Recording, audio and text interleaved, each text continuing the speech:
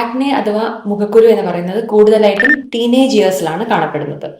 ഈ ഏജ് എന്ന് പറയുമ്പോൾ കൂടുതലായിട്ടും നമുക്ക് ഹോർമോണൽ ചേഞ്ചസ് സംഭവിക്കുന്ന സമയമാണ്.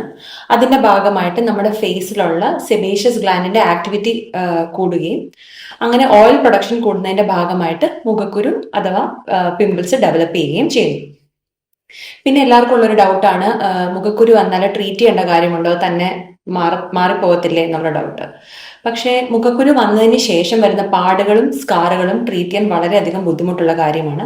അതുകൊണ്ട് ഇനീഷ്യൽ ഫേസിൽ തന്നെ നമ്മൾ മുഖക്കുരുവിന് ട്രീറ്റ്മെന്റ് എടുക്കുകയാണെങ്കിൽ ഈ കോംപ്ലിക്കേഷൻസിന്റെ ഭാഗമായിട്ടുണ്ടാകുന്ന ഈ സ്കാർസ് അഥവാ പാടുകൾ നമുക്ക് റെഡ്യൂസ് ചെയ്യാൻ സാധിക്കുകയും അത്രമാത്രം നമ്മൾ ട്രീറ്റ്മെന്റിന് വേണ്ടിയിട്ട് അത്രയും എക്സ്പെൻസീവ് ട്രീറ്റ്മെന്റിലേക്ക് പോകേണ്ട ആവശ്യം വരുന്നുമില്ല.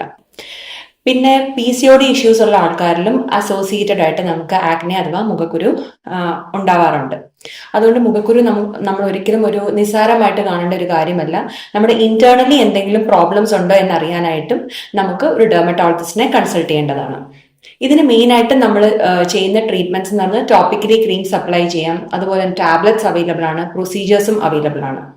ടോപ്പിക്കൽ ക്രീംസ് എന്ന് പറയുമ്പോൾ നമ്മൾ കൂടുതലും റെറ്റിനോയിഡ് കണ്ടെയ്നിങ് ക്രീംസ്, അതുപോലെ തന്നെ ടോപ്പിക്കൽ ആന്റിബയോട്ടിക്സ് ഇതൊക്കെയാണ് നമ്മൾ പ്രിസ്ക്രൈബ് ചെയ്യാറ്. ഇതിന് ശേഷം നമുക്ക് ടാബ്ലറ്റ്സിലേക്ക് പോവുകയാണെങ്കിൽ കൂടുതലും റെറ്റിനോയിഡ്സും അതുപോലെ തന്നെ ഓറൽ ആന്റിബയോട്ടിക്സും ആണ് പ്രിസ്ക്രൈബ് ചെയ്യാറ്.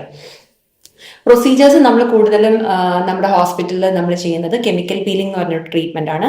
കെമിക്കൽ പീലിംഗ് എന്ന് പറയുമ്പോൾ നമ്മൾ കെമിക്കൽസ് അല്ല യൂസ് ചെയ്യുന്നത്, ഫ്രൂട്ട് ആസിഡ്സ് ആണ് നമ്മൾ ഫേസിൽ അപ്ലൈ ചെയ്യുന്നത്. ഇത് ഒരു സിറ്റിംഗ് കൊണ്ടല്ല നമ്മൾ ട്രീറ്റ്മെന്റ് കംപ്ലീറ്റ് ചെയ്യുക, മൾട്ടിപ്പിൾ സിറ്റിംഗ്സിന്റെ ആവശ്യമുണ്ട്. ഏകദേശം ഒരു 4 to 6 സിറ്റിംഗ്സ് നമ്മൾ അഡ്വൈസ് ചെയ്യാറുണ്ട്. പേഷ്യന്റെ റെസ്പോൺസ് അനുസരിച്ചാണ് എത്രമാത്രം സിറ്റിംഗ് വേണം എന്നുള്ളത് നമ്മൾ ഡിസൈഡ് ചെയ്യുന്നത്. നമ്മൾ കെമിക്കൽ പീൽസ് അപ്ലൈ ചെയ്തതിന് ശേഷം പേഷ്യന്റിനോട് നെക്സ്റ്റ് ഡേ അത് വാഷ് ചെയ്യാൻ പറയുന്നു. അങ്ങനെ ഇൻ ബിറ്റ്വീൻ ദ ട്രീറ്റ്മെന്റ്സ് ഒരു 3 to 4 weeks ഗ്യാപ്പാണ് നമ്മൾ പൊതുവെ നമ്മൾ അഡ്വൈസ് ചെയ്യുന്നത്. അപ്പോൾ ഈ 4 to 6 weeks സിറ്റിംഗ്സിന്റെ കൂടെ തന്നെ നമ്മൾ ടോപ്പിക്കൽ ക്രീംസും കൂടെ ചെയ്യുകയാണെങ്കിൽ ഒരു പരിധി വരെ നമുക്ക് ആക്നെ കൺട്രോൾ ചെയ്യാൻ പറ്റും. പിന്നെ ഇമ്പോർട്ടൻ്റ് ആയിട്ടുള്ള കാര്യം എന്ന് പറയുന്നത് നമ്മളൊരു സ്കിൻ കെയർ റുട്ടീൻ ഫോളോ ചെയ്യുക എന്നുള്ളതാണ്.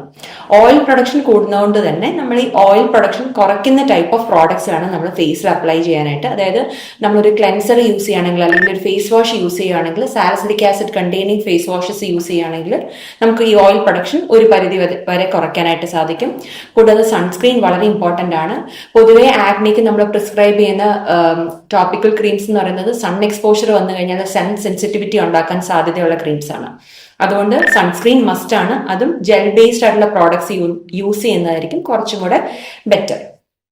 അങ്ങനെ നമുക്ക് ആക്നെ ഇഷ്യൂസ് വന്നാൽ ഉടനെ തന്നെ നമ്മളൊരു ഡെർമറ്റോളജിസ്റ്റിനെ കൺസൾട്ട് ചെയ്തിട്ട് അതിനാവശ്യമായിട്ടുള്ള ട്രീറ്റ്മെന്റ് എടുക്കേണ്ടത് വളരെ ഇമ്പോർട്ടൻ്റ് ആണ്.